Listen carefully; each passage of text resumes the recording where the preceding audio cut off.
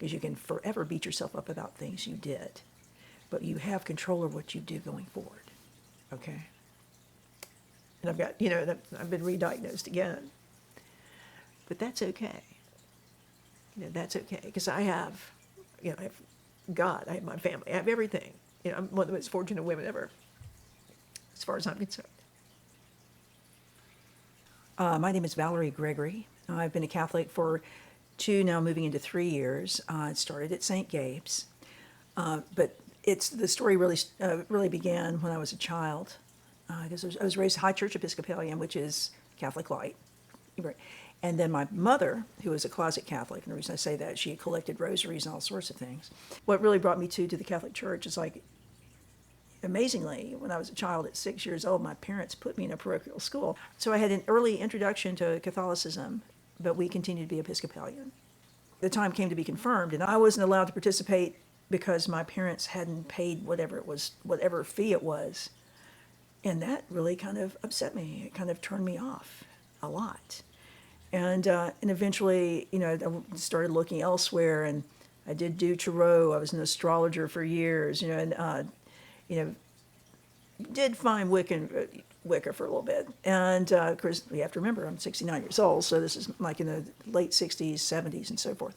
Well, my life was empty, okay, because there was no answer, right? That's how I was feeling. So for 50 plus years, I was searching, let there be no doubt. And it took COVID. That was a blessing of COVID, quite frankly. And the blessing of all that turmoil is it woke me up, right?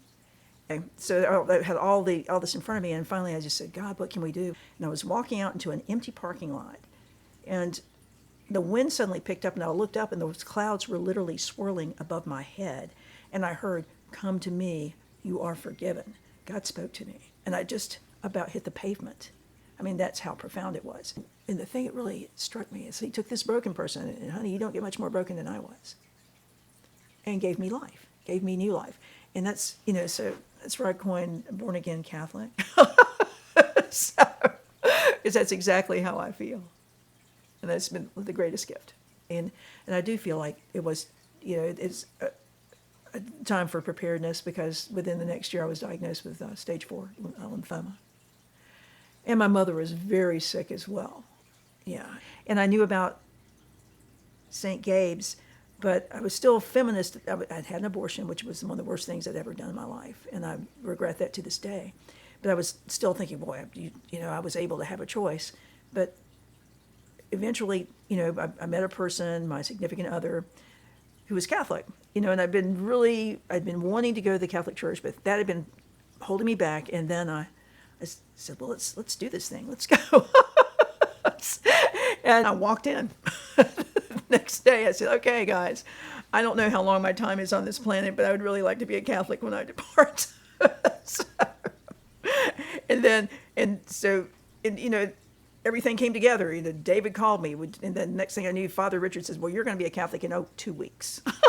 And I was in the program, and I think I'd been to 2 classes when I was confirmed, but I kept going through chemo as much as I could, right? Because, so St. Gabe's, right? So why would I think about St. Gabe's? I went to the first sermon, and I was in because it was the passion, the sincerity, the fire.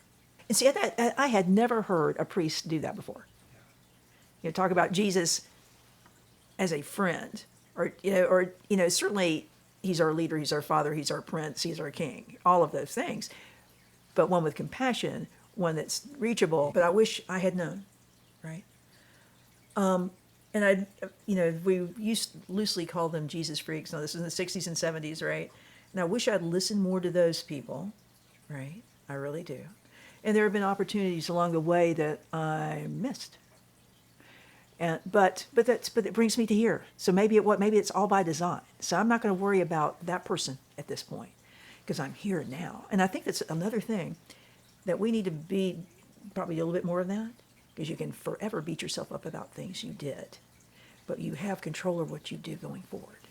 Okay. And I've got, I've been re-diagnosed again, but that's okay. That's okay, because I have God, I have my family, I have everything. I'm one of the most fortunate women ever, as far as I'm concerned.